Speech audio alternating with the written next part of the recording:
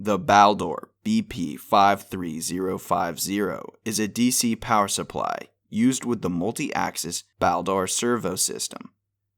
This is the primary power supply used with a group of axis drivers which each control a motor. This particular power supply was sent in for a full rebuild, and after the repair, we put the main output on a linear load and tested it for an hour.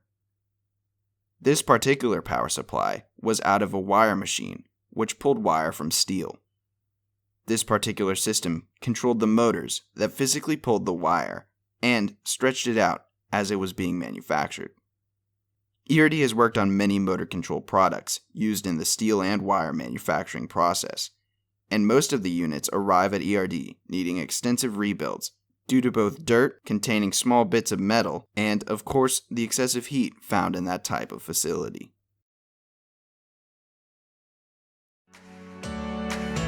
Thanks for checking out the video. Subscribe to ERD TV for more videos of our repairs.